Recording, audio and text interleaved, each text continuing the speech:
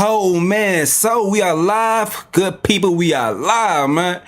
I just dropped a regular upload talking about that Drake versus UMG, Kendrick Lamar lawsuit, everything over the Not Like Us song. It has officially been dismissed by the judge. We are about to go over the court documents and read through those things and see why the judge made the decision that she made. All right, so give me a moment. Make sure y'all hit the like button as you're joining the chat.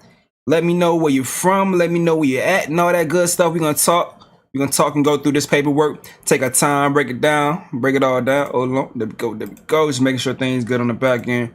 Boom, boom, boom, boom, boom, boom. Make sure I can see the chat and all that stuff too. So I don't want to miss what y'all saying. But as we're reading through this, there's gonna be some times where I may be locked in on the paperwork, making sure I ain't stuttering or stumbling over my words too damn much. But all right, hold on. Let me make sure we get over here. Boom, boom, boom. Give me a second. How y'all day going, man? Last night we was on live stream for about 3-4 hours. We was on live stream about 3-4 hours. I see the afro in the chats. What's good? What's good? Let me make sure I share the community chat, the community tab.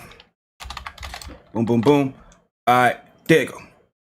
All right, so now when it comes to this lawsuit, man, if this was something that was just about money, really about money, when it came to, people sue their record labels all the time when they feel like they aren't getting what they're owed money-wise. But this right here was just a petty attack to the label for not protecting him like they have in the past when it came to different beefs that Drake has been in. We've been covering this shit for damn near a whole damn year. We know we've gone through so many different things. We know that UMG would normally stand and protect Drake, put anyone he's going against, put their hands behind their backs and let Drake just haul off on their ass. They did that shit to Pusha T, although Pusha T won on social media when it came to the actual business. Over time, UMG did their best to block things that Pusha T was doing, especially working with other artists that was affiliated with UMG.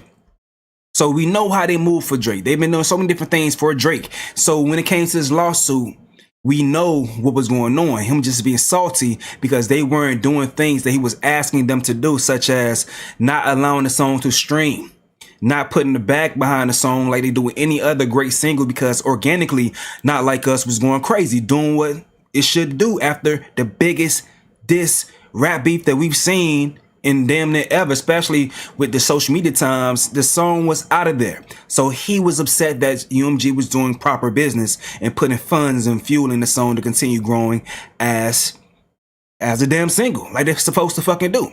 But it's at his expense because he was on the receiving end of some scathing disses, all right? So he wanted UMG to help. He wanted them to take down also the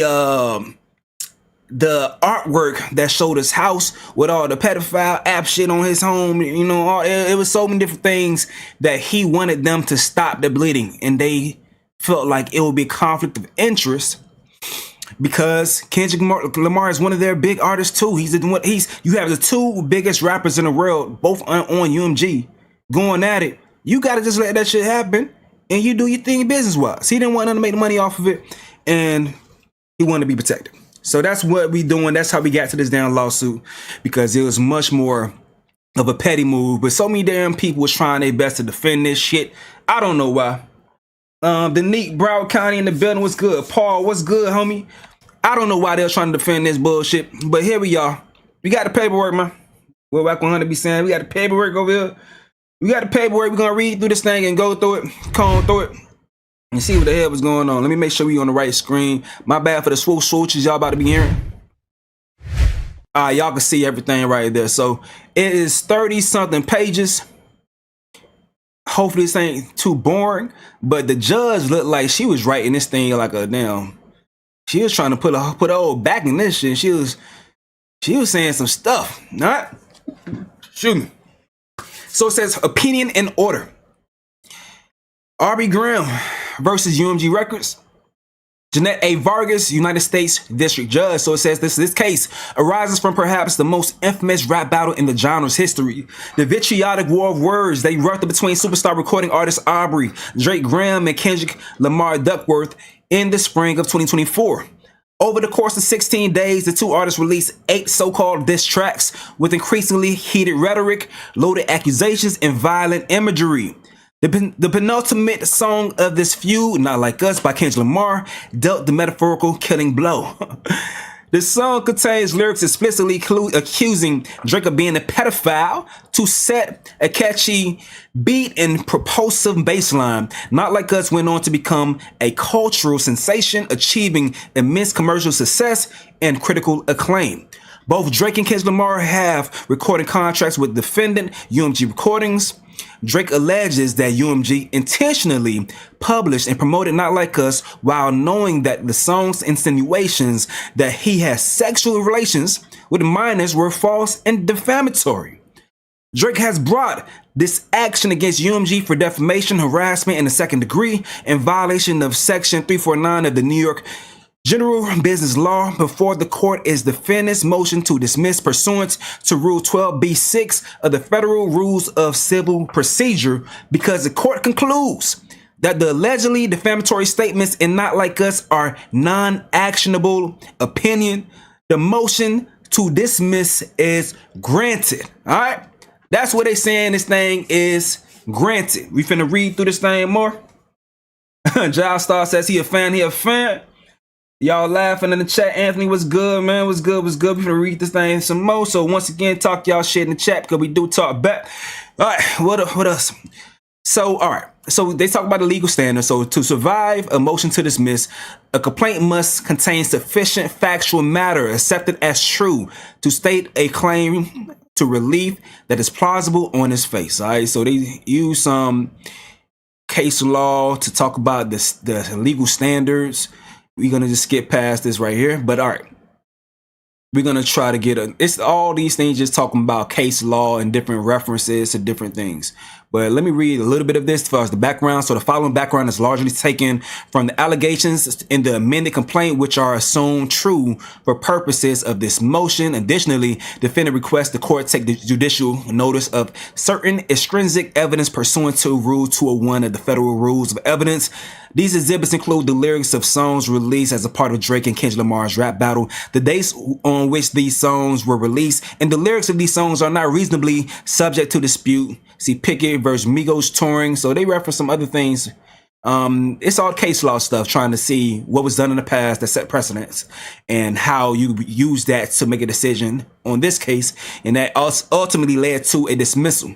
So I'm trying to skip that more down to what they're saying. All right. So factual allegations. Drake is a prominent recording artist and songwriter among other public-facing endeavors. Drake has had a successful music career under defendant UMG for at least 20 years.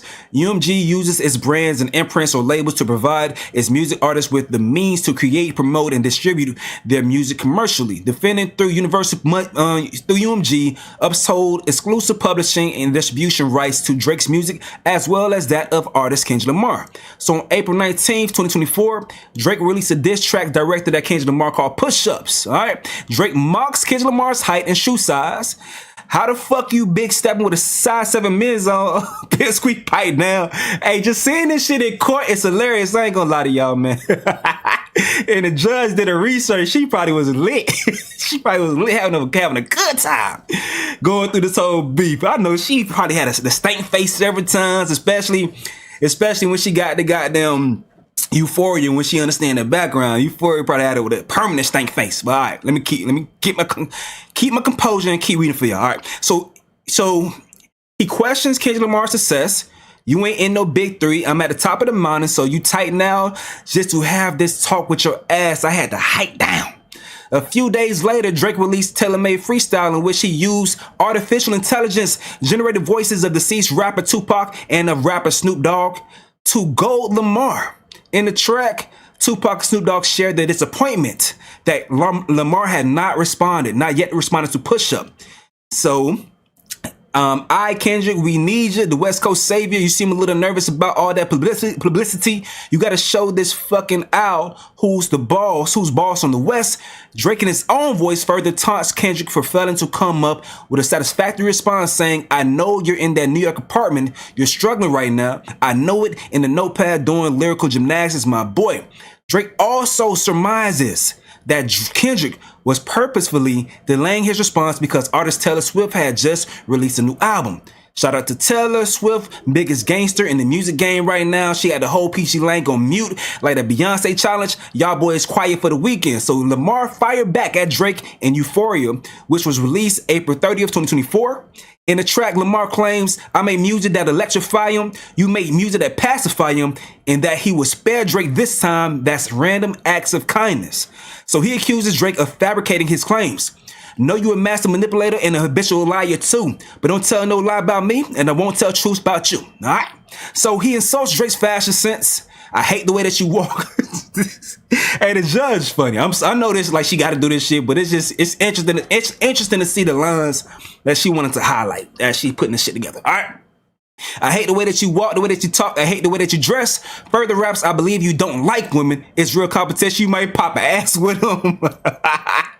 And taunts Drake for being a coward with his response. I hate the way that you sneak this. If I catch flight, it's gonna be direct, all right? On May 3rd, 2024, the feud between Drake and Kendrick Lamar escalated as they lobbed increasingly vicious personal accusations at each other over the course of the day. First, Lamar released 616 in LA, in which he calls Drake a terrible person. Lamar accuses Drake of playing dirty with propaganda and raps that if Drake was street smart, then he would have caught on that his entourage is only there to hustle him. Drake's next response arrived later that day in Family Matters. Drake jabs at Lamar's relationship with his partner. You the Black Messiah wifing up a Miss Queen, a hit vanilla cream to help out with your self-esteem. On some Bobby shit, I want to know what Whitney need, and implies that Lamar physically abused her. You a dog and you know it. You just play sweet. Your baby mama captions always screaming, save me. You did a dirty all your life. You trying to make peace. Moreover, Drake calls into question whether Lamar is the biological father of one of his children. I heard that one of them little kids might be Dave Free. Don't make it Dave Freeze. You see how the judge is putting this shit in order, but on social media, motherfuckers try to put this shit out of order as far as who was taking the digs towards the family first. Y'all see what motherfuckers be doing, but the judge did the research, man. Shout out to the judge. Shout out to the judge, man.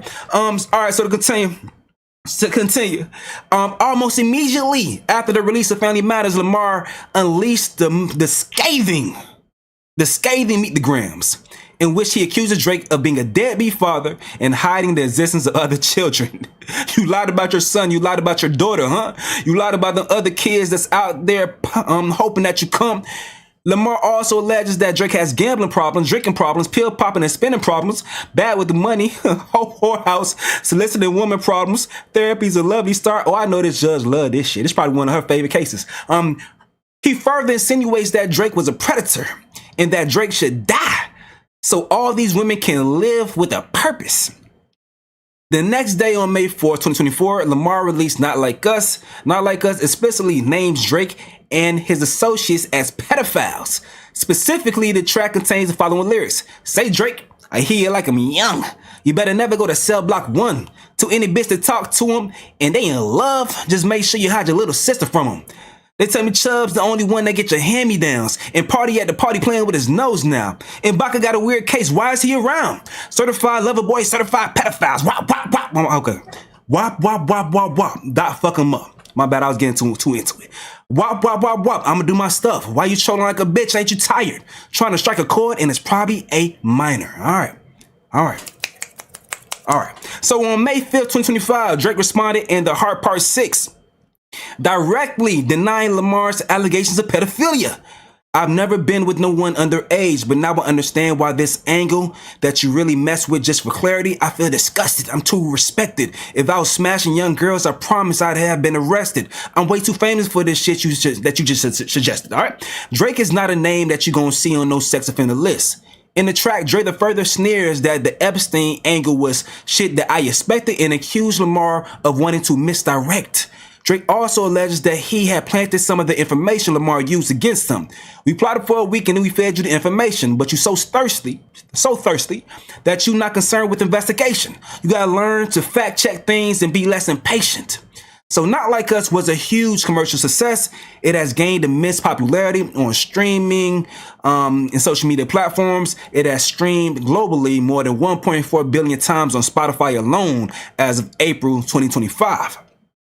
On November 8th, 2024, the Recording Academy nominated Not Like Us for several Grammy Awards, and in February 2025, it won Record of the Year. A week later, on February 9th, 2025, Kendrick Lamar performed Not Like Us live during the Apple Music Super Bowl halftime show. The performance is alleged to be the most watched Super Bowl halftime show of all time, over 133.5 million views. All right, so that all right there was the judge going through the factual allegations. Man, what y'all saying in the chat, dog? Y'all laughing y'all ass off.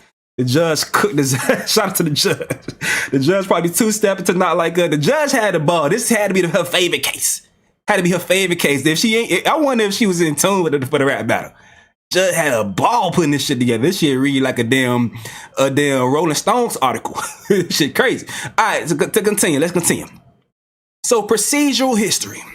So plaintiff brings claims for defamation, harassment in the second degree in violation of New York General Business Law Section 349 based upon UMG's publication and promotion of Not Like Us.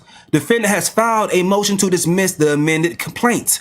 The court heard oral argument from both parties concerning the motion to dismiss and the request for judicial notice. So plaintiff contends that he was defamed when defendant decided to publish, promote, exploit, and monetize allegations that it understood were not only false, but dangerous. Plaintiff alleges that the recording repeatedly accuses Drake of engaging in criminal acts, including pedophilia and or acts that would require registering as a sex offender and of being registered as a sex offender.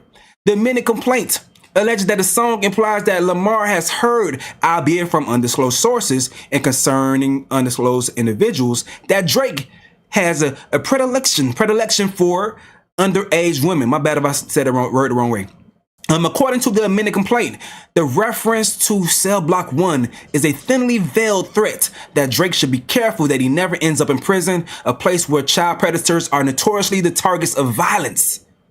The line Certified Lover Boy, Certified Pedophiles is a perverse reference to Drake's 2021 album Certified Lover Boy. Plaintiff argues that the use of the term certified communicates that Drake has been found to be a pedophile.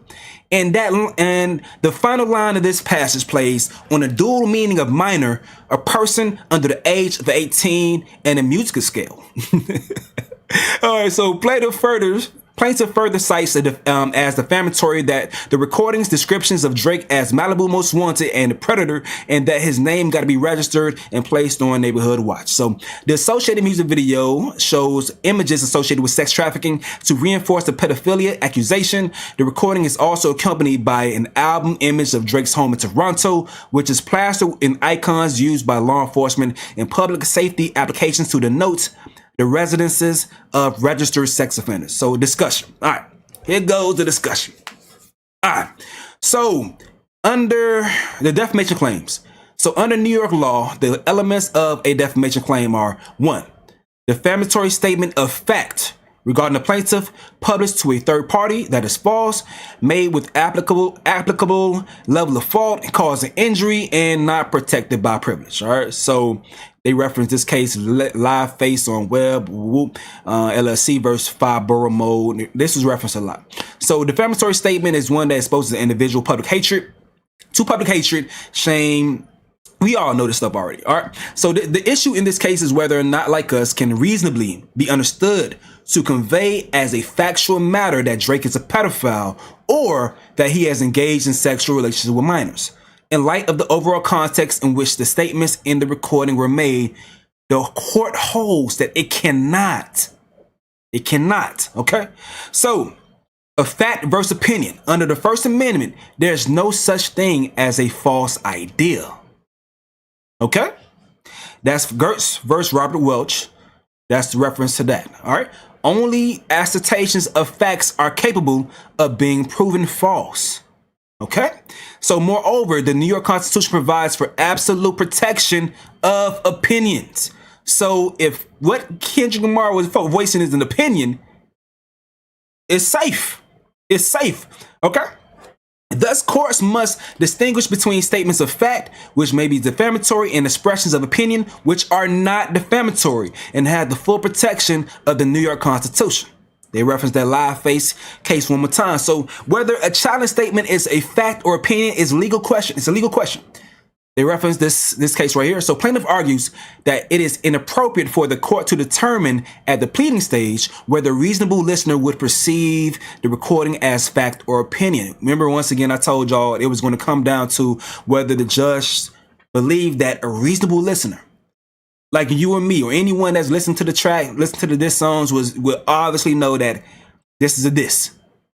This is known to be hyperbolic in nature. Rap is hyperbolic in nature, and they would know, based on everything they know, why Kendrick Lamar is calling Drake a pedophile. Of course, he hasn't been, going through a trial and found guilty of pedophilia or dealing with a minor. Of course, we notice of this song, we understand the context. So she has to make the decision, like, should this even go to a jury when a reasonable listener will understand the context of this battle? All right. Bet. So let's continue reading. So, because this is a question of law, New York courts routinely resolve this question at the motion to dismiss stage. So they reference Bryan versus Richardson, holding on to a motion to dismiss. The challenge statement constitutes opinion. So whether a statement is fact or opinion is a question of law for the courts to be decided based on what the average person hearing or reading the communication would take it to mean, and is appropriately raised at the motion to dismiss stage. All right. So holding that because whether a statement is defamatory presents a legal issue to be resolved by the court.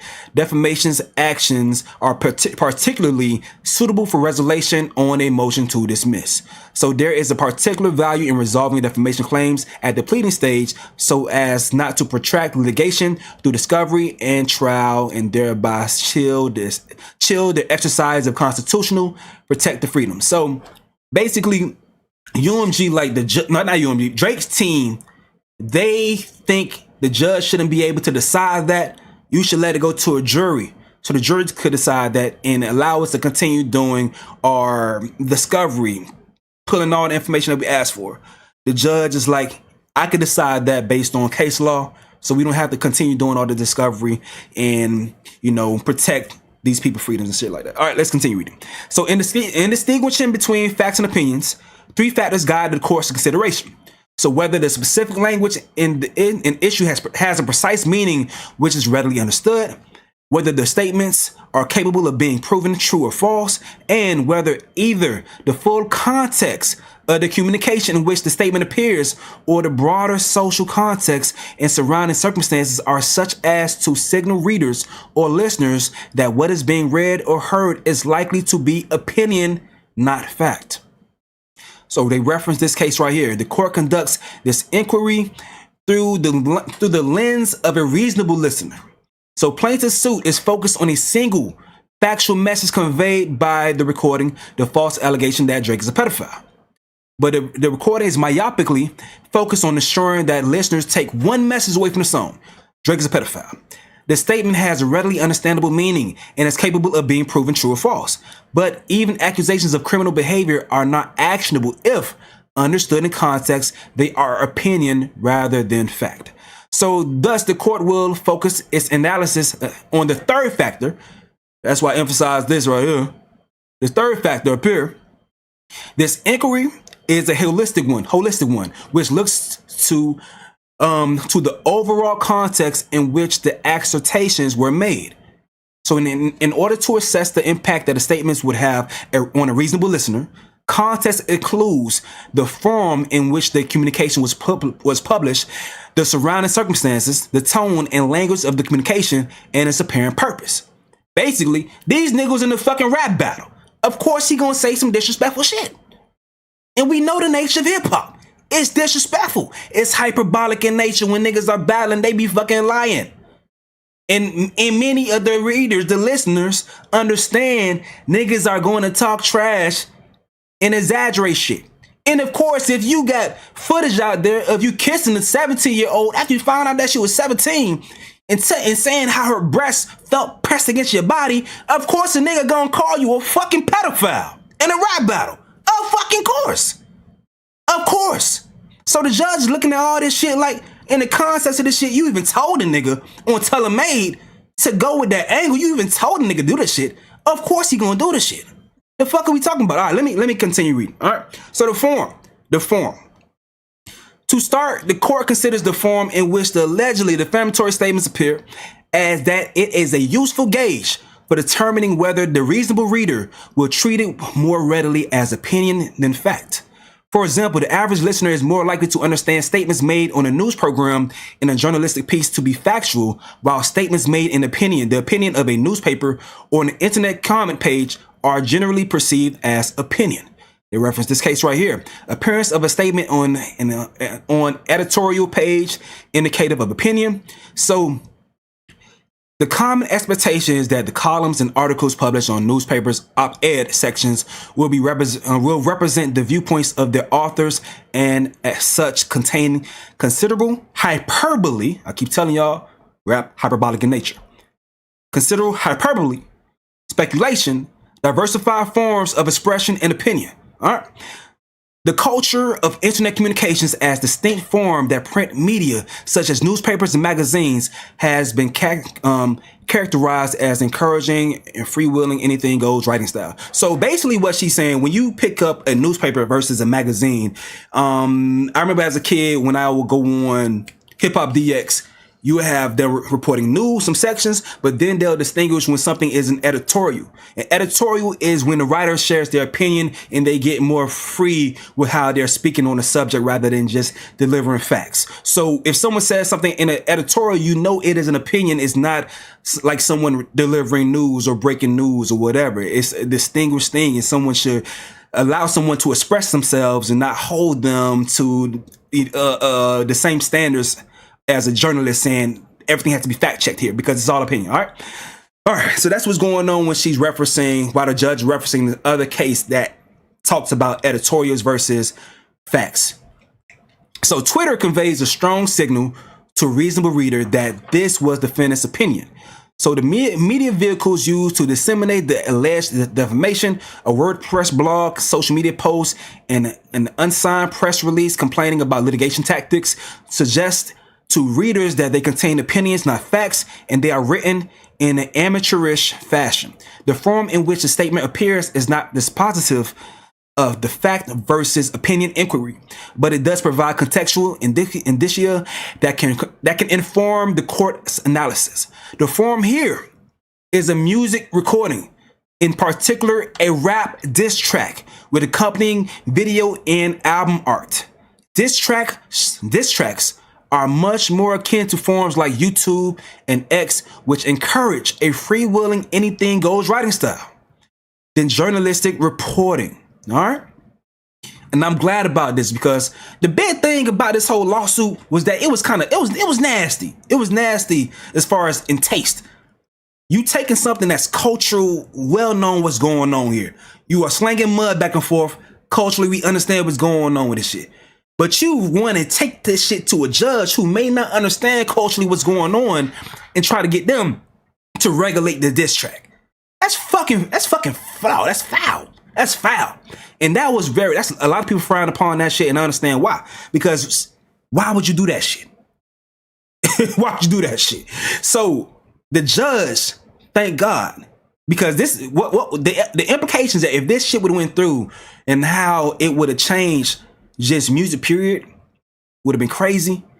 We'll get to that later. But the judge, I'm glad she did her research and dove into the context of what's really going on to understand what's a diss track and wasn't just green about the shit. You know, wet behind the ears about the shit. You feel me? All right.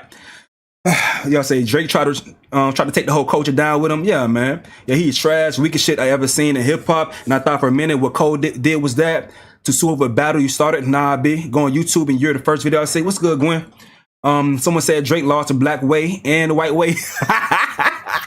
Hey, y'all crazy, man. All right, let's continue. Surrounding circumstances. Next, the court considers the full context of the communication in which the statement appears, including the settings surrounding the communication.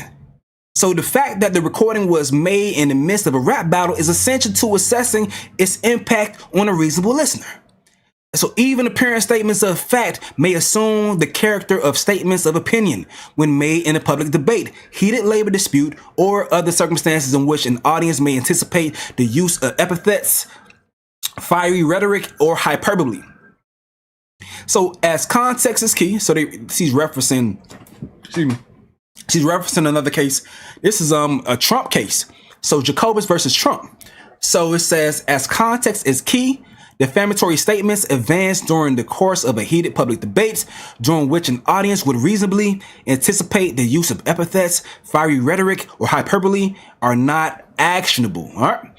So the decision by the New York Court of Appeals in Steinhibler is instructive in this regard. In Steinhibler, the allegedly defamatory statements were published in a tape-recorded telephone message that was played automatically to anyone dialing the private phone number that was given to labor union members. So the union had assessed a fine against plaintiff after she had defied a strike order, and the phone message appeared after she had failed to pay the fine. So the New York Court of Appeals found that the most significant circumstance was that the message was prepared and played as a part of the union's effort to punish a former member. So the court highlighted that in the emotional aftermath of a strike, when animosity would be expected to persist, particularly against a former member who was seen as a traitor to the cause, that a listener would not expect that any insults lobbed will be factual in nature. So that's what she's referencing, another case where y'all just read off. We understood. All right, bet. So she referenced another case right here. The second circuit affirmed the dismissal of a complaint at the pleading stage, holding that as a matter of law, comments that the plaintiff was a sick, racist pedophile, a loser pedophile, a broadcaster pedophile, a child predator, a lunatic, that he must be put behind bars, were expressions of opinions. In reaching this conclusion, the Second Circuit relied upon the context in which the statements were made. Specifically, the comments were part of a war of words between disc jockeys at rival radio stations that receive extensive media coverage and commentary. That's another thing she's referencing. As a part of that feud, the plaintiff made comments on air suggesting that he would sexually abuse the minor daughter of the defendant. The Second Circuit concluded that in this context, no reasonable listener could have perceived the defendant's responses to state or imply assertions of fact, of objective fact. Wait, what the hell is going on in this case, bro? What the fuck? Nigga said he would do what to who? That sound crazy. I don't know. They say terrain versus loot. That sound crazy as hell. All right, but let's continue. So she just continues referencing different cases that help her come up with her decision. All right. So just as in Steinhibler or Rappaport or in Terrain, the recording was published as a part of a heated public feud in which both participants exchanged progressively caustic, inflammatory insults and accusations. This is precisely the type of context in which an audience may anticipate the use of epithets, fiery rhetoric, or hyperbole, rather than factual assertions. A rap diss track would not create more of an expectation in the average listener that the lyrics state sober facts instead of their opinion than the statements at issue in those cases. So, for example, in Euphoria, Lamar called Drake a master manipulator and habitual liar and a scam artist. Drake responds in Family Matters by heavily implying that that Lamar is a domestic abuser. He also raps that he heard that one of Lamar's sons may not be biologically his. So why you never hold your son and tell him stay cheese? We could have left the kids out of this. Don't blame me. I heard that one of them little kids might be Avery. So in Meet the Grams, Lamar take issue with Drake involving his family members in their feud. Thank you, Judge, for getting this shit right, man. So, dear Aubrey, I know you're probably thinking I wanted to crash your party, but truthfully, I don't have a hating bone in my body. This is supposed to be a good exhibition within the game, but you fucked up the moment you called out my family's name. Why you had to stoop so low to discredit some decent people? In that same track, Lamar alleged that Drake uses the weight loss drug Ozempic. Don't cut them corners like your daddy did. Fuck what Ozempic did. Don't pay to play with them Brazilians. Get a gym membership. Lamar also insinuates that Drake knowingly hires sexual offenders, so grew facial hair because he understood being a beard just fit him better. He got sex offenders on Hovio that he keep on a monthly allowance. Of particular relevance in Telemade Freestyle, Drake challenged Lamar to make the pedophilia accusations at issue. Using the AI generated voice of deceased rapper Tupac, Drake goes to Lamar, Kendrick, we need you, the West Coast savior, engraving your name in some hip hop history. If you deal with this viciously, you seem a little nervous all about the publicity. Fuck this Canadian light skinned doc. We need no debate of West Coast victory, man. Call him a bitch for me. Talk about him liking young girls. That's a gift from me. Heard it on the Button podcast. It got to be true. So it is in this context in which the lyrics say Drake, I heard you like him young. I hear you like him young. I hear you like him young. From the recording must be assessed. The similarity in wording suggests strongly that this line is a direct callback to Drake's lyrics in the prior song. The judge is cooking this shit, dog. It's all right there. It's not that hard. It's not that hard. That's why I'm surprised that we even got this far with this damn lawsuit. It's all right there. You told him to say the shit. You told him to say the shit. He said the shit. And then you gonna sue him for it? Come on now, man. Come on now, bro. Come on now, bro. And Drake's legal team was trying their best to just ignore that whole context. Come on now, bro. All right. So plaintiff argues the court should see, here you go right here. The judge is cooking this shit, dog. This is crazy. So plaintiff argues that the court should ignore the songs that came before assess Not Like Us as a singular entity and assess Not Like Us as a singular entity. Plaintiff argues that the average listener is not someone who's familiar with every track released as a part of the rap battle before listening to the recording, because the recording has achieved a level of cultural ubiquity far beyond the other 7 songs. Plaintiff contends that the court should not consider those other tracks in assessing how the average listener of the recording would perceive the allegations regarding Drake. There are a number of flaws with this argument. Here we go. Not Like Us cannot be viewed in isolation, but must be placed in its appropriate factual context. He referenced this case right here. Immuno AG versus Moore, Jankowski. All right. So statements must first be viewed in their context in order for courts to determine whether a reasonable person would view them as expressing or implying any facts. So here, that factual context is the insults and trash talking that took place via these diss tracks in the days and weeks leading up to the publication of Not Like Us. The songs released during this rap battle are in dialogue with one another. They reference prior songs and then respond to insults and accusations made by the rival artists. Rebuttals. The songs thus must be read together to fully assess how the general audience would perceive the statements in the recordings. So the references right here. But notably, the Second Circuit rejected a similar argument in Terrain. There, the plaintiff argued that the district court improperly considered the statements that he made during his war of words because they were not included in his complaints. The Second Circuit held that because the court must look at the overall context in which a statement was made in order to determine if it is actionable. The district court properly considered all statements made during the feud between the disc jockeys, regardless of whether they were included in the complaint. All right. So moreover, while plaintiff is correct that the intended audience for the recording is the general public and not a subset of rap devotees or Kendrick Lamar fans, the recordings in the rap battles were likewise released to the general public. These were not songs accessible to a select niche few, but tracks released by commercially successful artists. Like we all been saying, you guys are the 2 biggest fucking rap artists in the game, you know, give or take J. Cole as well. Everyone watching this fucking rap battle, seeing this whole thing play out, everyone listening to this shit. We know y'all niggas battle. The fuck? Alright, so while Not Like Us may be the most popular of the diss tracks, the other songs were hits in their own right, with streams in the tens of millions or hundreds of millions. Additionally, it was not just the recording which gained cultural ubiquity, but the rap battle itself.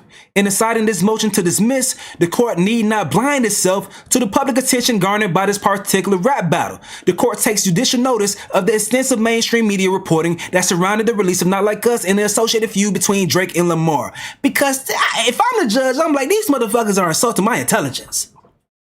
It felt like an insulting intelligence. Like, of course, this shit. All right, let me continue reading. Accordingly, the court must consider the entire rap battle to assess whether the average listener would take Lamar's statements as objective fact or opinion. Perhaps most fatally, for the plaintiff's arguments. It would render protection for artistic expression. Oh, cook their ass, man. Talk that shit, dog. Look. Perhaps most fatally for plaintiff's argument, it will render protection for artistic expression dependent upon impermissible retroactive analysis. At the time he released Not Like Us, Kendrick Lamar could not have been aware that it would break streaming records, win Record of the Year at the Grammys, or be featured at the Super Bowl halftime show. Yet plaintiff would have the court divorce the recording from the context in which it was created because of these subsequent events. Whether publications constitute actionable fact or protect the opinion cannot vary based upon the popularity they achieve. Constitutional guarantees do not rest on such a flimsy foundation. Plaintiff counters that even if the recording was protected opinion at the time of its initial publication, UMG's republication of Not Like Us in the months following after it achieved unprecedented levels of commercial success exposes it to liability. This argument is logically incoherent. If the recording was not actionable opinion at the time it was initially produced, then its republication would not expose UMG to liability. Republication cannot transform Lamar's statement of opinion into UMG's statement of fact. Basically, just because UMG did a fucking job to a song that was already popping, and initially it was cool. Basically, why the fuck you suing UMG? If you even have an issue with what's being said in the song, why the fuck you suing UMG? And not Kendrick Lamar if you really have a fucking issue. And then want to blame them. Oh, you don't find a problem with what Kendrick Lamar said is because they republished the song. What the fuck are you talking about, bro? What the hell are you talking about, Drake? Let's continue, man. Let's continue. God, this judge is cooking this nigga. All right, so tone and language. That a recording can only reasonably be understood as opinion is reinforced by the language employed in the song. Reference this case right here. Loose, figurative, or hyperbolic statements, even if deprecating the plaintiff and imaginative expression, cannot constitute actionable defamation. A court may also consider whether the general tenor of the publication negates the impression that that challenge statements imply defamatory facts about the plaintiff. So she referenced this case right here. In Rappaport, for example, the court concluded that the tone and apparent purpose of the diss track, especially considering its use of hyperbolic and vitriolic words and imagery, further reinforced for the audience that the video is not intended to reflect an accurate factual assessment of Rappaport. The district court faced no difficulty concluding that the context of the diss track video reasonably signals to viewers that the challenge statements are the prejudiced, opinionated views of the Barstool defendants.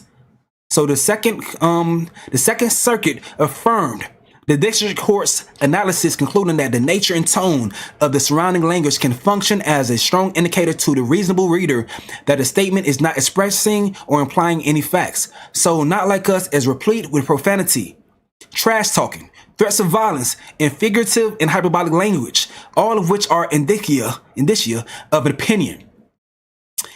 A reasonable listener would not equate a song that contains lyrics like "Ain't no law, boy, you ball, boy, fetch Gatorade" or something. Since 2009, I had this bitch jumping with accurate factual reporting. Accordingly, the reasonable listener of Not Like Us would conclude that Lamar is rapping hyperbolic vituperations. So plaintiff contends that in determining the lyrics, if the lyrics of Not Like Us express fact or opinion, the court must consider the subjective views of listeners, as well as commentators in rap industry and the press, who understood the recording, video, and image as an attempt to convey a precise factual message. Pedophilia about Drake. The amended complaint cites extensively to comments and posts from YouTube and Instagram that expressed the belief that the recording had exposed the truth and that Drake was truly was engaged in pedophilia and sexual violence against children. All right. But distinguishing between fact and opinion is a question of the law for the courts to be decided based on what the average person hearing or reading communication would take it to the mean, referencing this Davis versus Boheim case. The dispositive inquiry is whether a reasonable listener could have concluded that the statements were conveying facts about the plaintiff. So courts make that determination by looking at the full context and surrounding circumstances of the challenge communication. Once again, it's all about context, but To continue reading, the court holds, based upon a full consideration of the context in which Not Like Us was published, that a reasonable listener could not have concluded that Not Like Us was conveying objective facts about Drake. The views expressed by users Kyle Ken, Mr. Ride, Nebula, and other YouTube, Instagram commentators quoted in the complaint do not alter the court's analysis. In a word in which billions of people are active online, support for almost any proposition, no matter how far-fetched, fantastical, or unreasonable, can be found with little effort in any number of comment sections, chat rooms, and servers. So basically saying, nigga, anybody can go through, can nitpick or cherry pick comments to push any fucking narrative that they want to. So don't come to me some cherry picking shit. Did you find the people that said something about you being a pedophile and put it in the court and act like, oh, see, people really believe I'm a pedophile because they're saying this in comment section. The judge like, man, get the fuck out of here. Get the fuck out of here. All right. So once again, in the world, so it says that some readers may defer defamatory meaning from a statement does not necessarily render the inference reasonable and under the circumstances. So the artist's 7-track rap battle was a war of words that was subject of substantial media scrutiny and online discourse. Although the accusation that the plaintiff is a pedophile is certainly a serious one, the broader context of a heated rap battle with incendiary language and offensive accusations hurled by both participants would not incline the reasonable listener to believe that Not Like Us imparts verifiable facts about the plaintiff. So image and video. To the extent that the plaintiff alleges that the image and video are independently actionable, the court holds that they too constitute opinion. The image is the album cover for the Not Like Us. It thus shares the same overall context as the recording itself. The image is designed to reinforce the message of the recording, and as the court has already found that the message is protected opinion. So additionally, the image itself, with its overlay of more than a dozen sex offender markers, is obviously exaggerated and doctored. No reasonable person would view the image and believe that, in fact, law enforcement had designated 13 residents in Drake's home as sex offenders.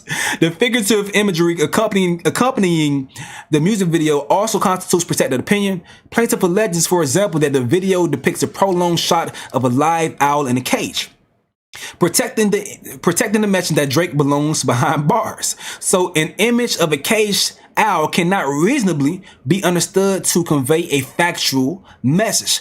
Similarly, depicting Kendrick Lamar playing hopscotch while singing the A minor lyric is not suggestive. It's not suggestive of objective reporting. So mixed opinion. All right. We almost done. So although pure opinion cannot constitute actionable defamation, mixed opinion, which is an opinion that implies that it is based upon facts which justify the opinion but are unknown to those reading or hearing it, is actionable. They reference Hilber once again. So mixed opinion holds the implication that the speaker knows certain facts unknown to his audience which support his opinion and are detrimental to the person about whom he is speaking. So whether statements constitute mixed opinions presents a legal question. So which must be answered by considering in the context of the entire communication and of the circumstances in which they were spoken or written. Whether the average listener would reasonably understand the opinion as applying the assertion of undisclosed facts justifying the opinion. It referenced Cooper versus Templeton. So just as the overall context of Not Like Us forecloses the argument that its lyrics can be read as factual assertions, that same context negates any implication that Kendrick Lamar's lyrics are based upon undisclosed facts. So they say holding where statements are made in circumstances where an audience may anticipate that the use of epithets, fiery rhetoric, and hyperbole inference cannot reasonably be drawn that assertions were based on undisclosed facts. In the context of this rap diss battle, no reasonable person would listen to Not Like Us and assume that Lamar uniquely had access to credible, provable facts that reveal Drake to be a pedophile. So the plaintiff's arguments that the lyrics to Not Like Us can be read to suggest Lamar's reliance upon undisclosed facts is unavailing. Plaintiff first posts posits that the line "Say Drake, I hear you like I'm young" indicates that Kendrick Lamar heard from outside sources evidence confirming that Drake is a pedophile, as discussed infra. However, that ignores that the line is reasonably understood to be a direct response to Drake's challenge to Lamar in Telemade Freestyle to talk about Drake like a young girl's. So, Heard It on Button podcast has got to be true.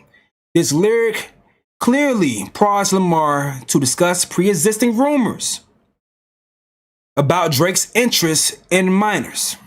All right. Lamar's responsive lyrics are thus akin to the accusation of pedophilia in terrain that Second Circuit concluded constituted pure opinion. There, the Second Circuit Court concluded that a reasonable person would understood based on the context that the defendant disc jockey was using the term pedophile in response to directly pertinent comments made by plaintiff during their war of words and was not relying upon undisclosed facts. Basically, it's already been talked about before this battle was going on. Drake knew himself that it was rumors out there about him being pedophile to the fact that he talked about it himself first in the diss tracks between both of them. So Kendrick Lamar is not the first person to say some shit about you being a pedophile. It's already been out there. The judge is making that clear. So the plaintiff next points to the lyrics rabbit hole is still deep. I can go further, I promise. So plaintiff argues that a reasonable listener could view this lyric as suggesting that Lamar has specific evidence to back up his assertions of pedophilia. It is not at all clear that this is a natural reading of this lyric. All right. So if the line was susceptible to such an interpretation standing alone, however, no reasonable listener could understand it in this way, given the overall context. Indeed, during this rap battle, Drake and Lamar each used similar hyperbolic, threatening language. But don't lie about me. I won't tell the truth about you. Your darkest secrets are coming to light. That's from Drake. I've been in this industry 12 years, and I'm gonna tell y'all one little secret. It's some weird shit going on, and some of these artists be here to police it. I got your fucking lines tape. Excuse me. I got your fucking lines tapped. I swear that I'm dialed in. What about the bones we dug up in that excavation? This kind of posturing in rap diss track does not make such lines more likely to be understood by the ordinary listener to be anything but pure opinion. All right. So second degree harassment. New York does not recognize a civil cause of action for harassment. New York does not recognize a cause of action to recover damages for harassment. They just reference in different cases. A person commits harassment in the second degree when they hold the intent to harass, annoy, or alarm another person and engage in course of conduct or repeatedly commit acts which alarm or seriously annoy such other person and which serve no legitimate purpose. So plaintiff alleges that the recording, video, and image individually and collectively provide a call to target Drake, including through violence. And the defendant's course of conduct in publishing specific and unequivocal threats of violence has placed plaintiff in an unreasonable fear for physical harm. This state criminal statute does not provide a private right of action. However, accordingly, plaintiff fails to state a claim for harassment. All right. So that's basically all the shit that Drake was talking about with his child being in school and being teased, I guess, his house, things going on with his home, as far as the shooting and shit, all that stuff right there. I'm skipping past that point. All right, let's keep this thing pushing down here. Boom, boom, boom. All right, so New York's General Business Law section. So plaintiff's final cause of action brought under section General Business Law fares no better. So deceptive acts or practices in the conduct of any business, trade, or commerce, or in the furnishing of any service. Plaintiff alleges on information and belief the defendant engaged in deceptive acts and practices in the conduct of business, trade, and commerce by covertly financially incentivizing third parties, including music platforms and social media influencers, to play, stream, and promote the record. All right, this is the bot shit. This is paying streamers. This is all those things. This is that section right here. That's what they're talking about over here. So as one example, plaintiff alleges that he understands that UMG covertly paid a popular NFR podcast to promote the recording and publish podcast episodes and other content about the recording. On information and belief, plaintiff further claims that UMG uses resources to incentivize third parties to use bots to stream the recording and subsequently extol the recording streaming numbers on Spotify while knowing that millions of the streams were false and fraudulent. Lastly, the amended complaint alleges that UMG paid at least one radio promoter to engage in pay-for-play arrangements, or payola, all right, of the recording on New York radio stations. So to successfully state a claim under Section 349, a plaintiff must demonstrate that the defendant's deceptive acts were directed at consumers, the acts are misleading in a material way, and the plaintiff has been injured as a result. All right. So plaintiff asserts that the defendant's deceptive acts and practices were intended to inflate the public's view of the recording's popularity and success, which would lead a reasonable consumer of music to be materially misled. The defendant first argues that the plaintiff uses an improper pleading device, as his Section 349 allegations all rest upon information and belief and do not go beyond pure conjecture and speculation. All right. So plaintiff counters that the applicable standard is plausibility under this case right here, Ashcroft versus Iqbal. So they say Twombly does not prevent a plaintiff from pleading facts on information and belief in appropriate circumstances, but a plaintiff may only do so where the facts are peculiarly within the possession of control of the defendant, or where the belief is based upon factual information that makes the inference culpability plausible.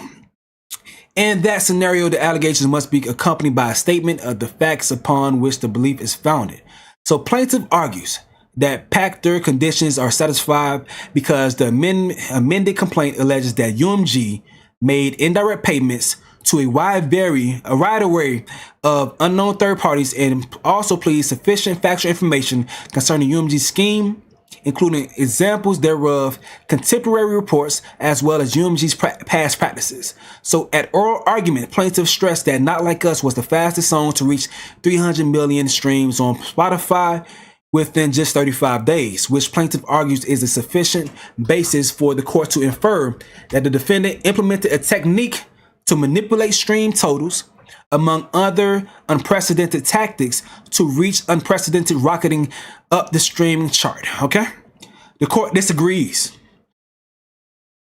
To allege that UMG implemented covert practices to manipulate streams of Not Like Us and inflate recordings' perceived popularity, plaintiff relies on tweets. Plaintiff relies on tweets by individual users and reporting from fans to allege that UMG utilized covert tactics to my bad, this is funny as fuck. Alright, so let me read that shit again. So to allege that UMG used bots, it says plaintiff relies on tweets by individual users and reporting from fans to allege that UMG utilized covert tactics to manipulate streams of Not Like Us. The court finds plaintiff reliance on online comments and reporting insufficient to meet the plausibility standard, finding that when it comes particularity and plausibility to the experience of a no-name person from a small set of anonymous customer reviews does not add much heft to the complaint. They reference in this case up here, all right? So, a small sample of users' possible experience communicated through tweets and other anonymized commentary fails to establish a plausible inference that UMG manipulated listeners into streaming Not Like Us instead of Drake's music. Alright, we almost done. So while these covert practices of providing financial incentives to undisclosed third parties and leveraging of business relationships, if they exist, may be facts that are peculiarly within the possession and control of UMG, plaintiff's allegations based on what boils down to unreliable online commentary do not form a sufficient factual basis such that there is a reasonable expectation that discovery will reveal evidence of illegality. So ultimately, the plaintiff fails to provide any facts or circumstances that will make it highly plausible that UMG conducted such covert business tactics. Even if the court accepted plaintiff's pleadings on information and belief, plaintiff still has not stated a claim for relief under Section 349. Plaintiff has not sufficiently alleged deceptive practices that are consumer-oriented. Under New York law, the term consumer is consistently associated with an individual or natural person who purchases goods, services, or property primarily for personal, family, or household purposes. So they reference this up here. While Section 349 does not preclude an action brought by one business competitor against another, and it is at its core a consumer protection device. All right. So the amended complaint does not indicate how any of the deceptive practices alleged utilized by UMG harm consumers. For example, the amended complaint does not allege that consumers paid more than any otherwise would have for a product, purchased a product that they otherwise would not have because of misrepresentation regarding the product, or otherwise received less in value for any purchases that they didn't make. So, all right. So holding section 349 is limited to deceptive practices that pertain to an issue that may bear on consumers' decision to participate in a particular transaction, or which undermine a consumer's ability to evaluate his or her market options and to make free, intelligent choice. So the amended complaint is what is somewhat vague as to who the class of consumers is and what the products, goods, or services they are purchasing. It is not clear how the alleged redirection of Spotify users who are searching for other unrelated songs and artists to the recording would amount to actual harm of consumers or any limitation of their choices. At most, the allegation suggests that UMG engaged in practices to make Not Like Us seem more popular than it actually was, without connecting that activity to any consumer harm. Such practices, without more, do not state a claim under Section 349 of the GBL. Conclusion: the defendant's motion to dismiss is granted. The clerk of court is respectfully directed to terminate ECF NOS.4270 and 81 and to close the case. Case closed. The judge tosses Drake's claims of defamation and all the other shit he was saying. Another L that could have been avoided. He just mind his business, took a little vacation, do your little thing, vibe on out, and just come back with good music. Feature fans music. This did not have to happen. This did not have to happen. This shit did not have to happen. What the fuck was Drake doing, man? What y'all saying in the chat? Y'all laughing? Drake should be ashamed of himself. Drake needs to stop listening to tweets. Anyone in this camp needs some real friends. That's what it came down to. Like, all this shit. He really was gathering information from fans. They gassed him up to do this stupid ass lawsuit, trying to find some type of W, some type of victory, when he should have just took his L, lick his wounds, duck off, made people miss you for a little bit. If he had just been quiet and then came with that "What Did I Miss" song, it probably would have hit harder, and things could look different for him. But his ass been crying for a whole year straight. And it did not have to go this way. Someone said Drake cheddar bobbed himself. The JBP gonna have a field day with this? Facts though. Tell May was the real MVPs of the court case. Oh man. Tell May, yeah, facts though.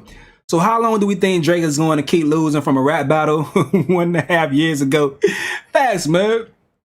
I'm reading what y'all saying in the comment section. Once again, Drake allowed his ego to overestimate the situation and earned another loss. Why? Drake isn't that smart, telling me. Kendrick's lyrics were bulletproof for a defamation lawsuit, saying, "I heard." This mess should never went to the courts in the first place. Facts, man. After the judge read those lyrics, he wanted to meet Kendrick next. She wanted to meet Kendrick next. I'm sure she does, cause I know the judge was enjoying this shit. Drake's lawyers did Birdman hand rubs with this case. They knew it was a loser case, but got the bag anyway. Facts. Drake's lawyers, they took his ass up and threw that for this stupid ass case. They knew it. They knew they could play upon his ego to keep this shit going. They knew it. They knew that shit. Kendrick said PDF not filed, not weirdo. This court case should be used as a prime example that Larry is a bad gambler. Kendrick and UMG, Drake's lawyers are the real winners. Facts, Drake's lawyers bring up a bag. What's the chances that Larry takes this L gracefully? He not taking it gracefully, dog. And his fans gonna get. I'm going to be watching when I get off. I'm going to see what's going on social media, and I'll come back to y'all with some reactions because I know his fans gonna be crabbing and crying. It's funny seeing how they was trying to break down the hidden messages in his most recent song. Let me switch to this angle. But they were trying to break down the hidden messages in his whatever that shit he got going on with the live streams and stuff, saying, oh, the industry is after Drake and he's got the Pinocchios and all that. Man, all that bullshit. Fuck out of here. Just put out music, Drake. You ain't that deep, my boy. Certified crybaby. Certified crybabies is crazy. What y'all saying? What y'all saying? What y'all saying? Damn shame. 616 in LA sample and get cleared. Like, I love that shit. Yeah, that track was fire. That's one of the best tracks. Meet the Gram Euphoria, depending on your perspective, won the battle. Not like us. That was just kicking Aubrey's corpse. Aubrey fans mad about Aubrey being called a pedophile, but they skipped over this verse. I know you're referencing Telemade. I like that. I don't get that shit, bro. Nitpicking just to push a narrative. I understand just to win the fight, win the debate. But come on now. Any reasonable person that's really using their brain knows that this is all bullshit, bro. Someone says they not like us. I'm so mad at Drake for this lawsuit. Kendrick's mode was Drake's writers because why did Drake say that? I know you're referencing the Telemade shit. Someone said, let's go, Judge. Time to start playing Meet the Grams on the loop. Judge Vargas did her job. The judge dissected the bar. That's the funniest part to me. That's the funniest part to me because I'm just visually thinking about the judge like preparing that whole shit and having fun. I know this case was fun for her. Family Matters was so cap. The Heart Part 6 was cap too. Now hopefully Drake would go somewhere, rest, and deal with his ego. Hey man, if Drake would have chilled out, then he probably would have been good right now to actually roll out an album. But now he has to deal with this embarrassment. You did not have to deal with this embarrassment. You did not have to take 2 L's. Well, it's been more than 2 L's, but this is like, this was an L that he did not have to take. An L that he did not have to take. Someone says he should have, Gina's Universe says he should have studied rap battles harder, right? Because like, obviously it's a rebuttal. It's like the judge studied the rap battles more than him. Because he wanted to play upon the ignorance of the judge, dog. Like, if once again, I told y'all, if I'm the judge, and listening to everything that they're telling me, I'm like, y'all think I'm stupid. Y'all must think I'm slow as hell. That I can't break down what's going on. You came to court to play on my ignorance of rap and thought that I wouldn't be able to dive in and figure this shit out and understand what was going on. You was trying to, since you couldn't win the actual rap battle, you was trying to make me be the referee. So if I'm the judge, I feel like you fucking playing me, right? So fuck that. I'm gonna make sure you lose more money from your lawyers and drag this shit out. Drag this shit out and then dismiss this shit and go crazy on it. Write my own little diss song to your damn lawyers in this damn opinion that I'm gonna go ahead and file. Like, if I'm the judge, I'm like, you playing upon my damn intelligence. I feel bad for the OVO label. Nobody finna come out. J. Cole was gonna take the biggest L this rap battle over time had Drake not sued. We would have gave Drake hell for a minute, but he survives it. But now, worse than what 50 did to Ja. Damn. I think the judge said her kids helped her figure it out, what was going on early. Oh, okay. Shout out to her kids. Shout out to her kids. Like, nah, ma, that nigga Drake tripping. They probably didn't say nigga though. Certify that wah. Dot fuck him up. Hey man, Iceman is definitely not coming out now. He gotta push that back. It's officially over finally. Yes. Goddamn, Drake reminds me of that bicycle meme now. He did it to himself. Facts. I study court losses for a living. Referencing to Drake saying he studied rap battles for a living, man. Drake got humiliated all year. This is the nail in the coffin. The nail in the coffin, man. Listen, dog. This has been interesting. I got a lot of content I got to roll out to y'all. I would not be surprised if Maul sheds actual tears because his idol lost. Dog, I'm going to keep saying it because this did not have to happen. He didn't have to go through this. But once again, Lil Durk dropped one of the hardest lines. He'll still be alive right now if you niggas ain't gas him up. All the shit on social media, all the shit that the Drake fans was doing their best to try to win his rap battle. Academics indirectly letting Grand Wizard Chat nigga, who I don't think is a nigga at all, letting Grand Wizard Chat nigga run his Academics TV page to push propaganda and feed Drake shit. I'm sure all that went to Drake head and Drake was just feeding that shit to his lawyers or however. I'm speculating, I don't know, but trying their best to use this to find a narrative to push and then send that shit to the judge, act like that shit was actual fact. That shit was crazy. This is a W for hip hop, because if this case would have went through, not only hip hop, but just music period, they were going to have to fact check every single song that came out to avoid being sued over lyrics. They were going to have to. Every single album was going to be whack. It was going to be no more diss songs that were going to be publicly released. And these labels want to make money.